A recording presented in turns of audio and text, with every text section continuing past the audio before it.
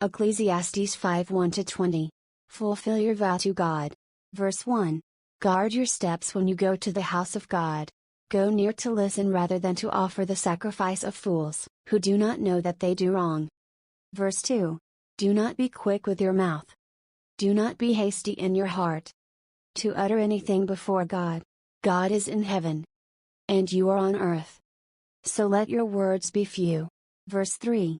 A dream comes when there are many cares, and many words mark the speech of a fool. Verse 4. When you make a vow to God, do not delay to fulfill it. He has no pleasure in fools. Fulfill your vow. Verse 5. It is better not to make a vow than to make one and not fulfill it. 6. Do not let your mouth lead you into sin. And do not protest to the temple messenger, my vow was a mistake. Why should God be angry at what you say and destroy the work of your hands? Verse 7. Much dreaming and many words are meaningless.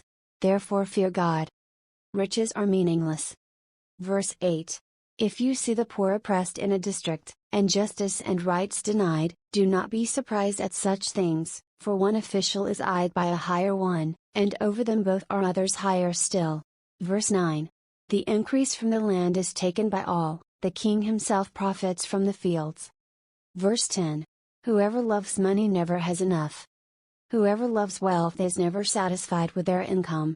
This too is meaningless. Verse 11. As goods increase, so do those who consume them. And what benefit are they to the owners, except to feast their eyes on them? Verse 12.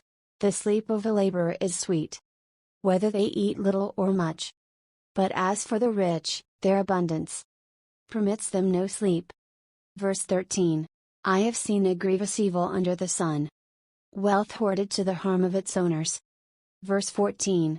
Or wealth lost through some misfortune, so that when they have children, there is nothing left for them to inherit. Verse 15.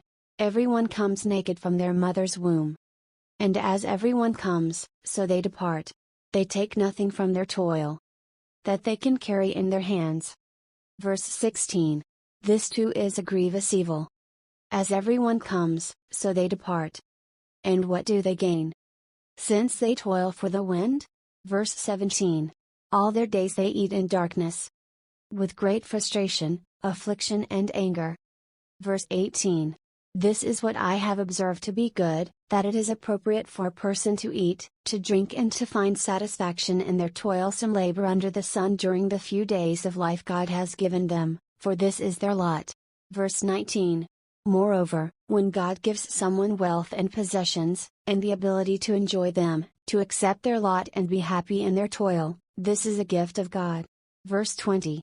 They seldom reflect on the days of their life, because God keeps them occupied with gladness of heart.